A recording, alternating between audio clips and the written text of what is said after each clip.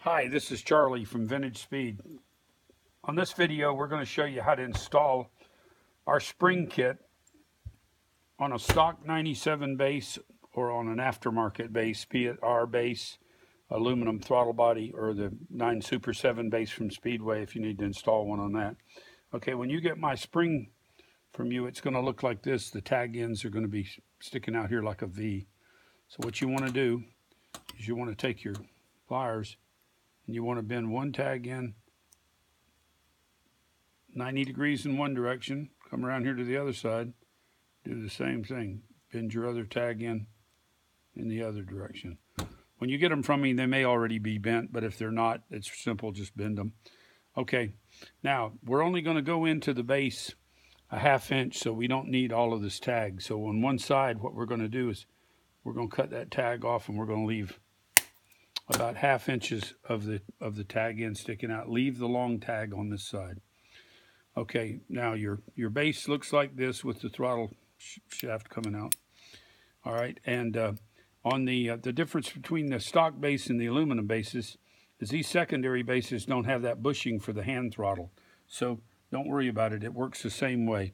What you're going to do is you're going to drill a hole a ½ inch deep in the base right below the throttle shaft, and you want to drill the hole halfway between the bottom of the throttle shaft and the bottom of the base. So drill you a 40 thousandths hole. Just drill it right in. It drills real easy in the cast iron and the aluminum, so that spring will fit tight in there. Okay, once you get the hole, you take the short end of the tag and insert it in the hole, just like that right there. Okay? Now, your carb arm has two sides. There's a flat side and a bulge side. You can see here's the fat side, and the skinny side's over here, the flat side. So the flat side is going to go towards the spring.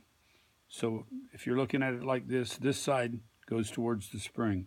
So then all you do is you take that spring and you stick it through that hole. You slide it onto the throttle shaft and push your throttle shaft all the way down where it's fairly tight. It don't have to be completely tight, but you don't want it too far out towards the end of the shaft, because you want the shaft to be able to hold the spring in the base and in the arm. All right, so you got something now that looks just like this. Now what you're going to do is you're going to stick your fingers in there and hold the throttle plates in the closed position and rotate this around. Usually what I do is I take the nut and give it a couple of snugs, just so that it holds itself in the position you put it in it. Now the ideal position for this is you want to swing this through a 90-degree arch. So you want to be 45 degrees in this direction and 45 degrees in that direction. So from vertical, 45 degrees there, 45 degrees there. That looks just about perfect right there. Once you get that on 45 degrees there and there, you can just take and go ahead and snug your nut down. Now, then what you do is you take the tag end of this line sticking out. You take your wire and just bend it over just like that right there. Take you a pair of side cutters and clip the wire off, and then usually I just pinch this down so you don't catch your finger on it.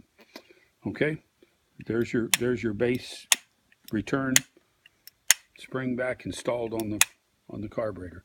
Okay, if you're putting this on a stock 97, it works the same way. Drill your hole halfway between the bottom of here and the bottom of the base, 40 thousandths hole.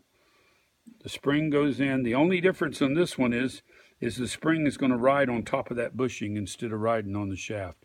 So once you get it in the hole, slip your arm down on it, rotate your arm 45 degrees, hold your throttle plate shut, snug the screw down. When you get it where you want it, lock the arm down, bend your tang over, and you're done. So I hope this gave you some information on that, and it shows you how this operates. They're real easy. It's not anything that's desperately hard. Usually when you go to the final, I use a screwdriver and then tighten the arm down so that you're sure it don't move. And that's the way it should work right there. Okay, I hope this video helped you, and I've got If you have any questions, you can give me a call, but it's pretty simple. There's not anything to it. And you can, if you're using a conversion base to a secondary on a stock 97, like I said, it works the same way. The only difference is the spring rides on the bushing instead of riding directly on the shaft like this. All right, thank you.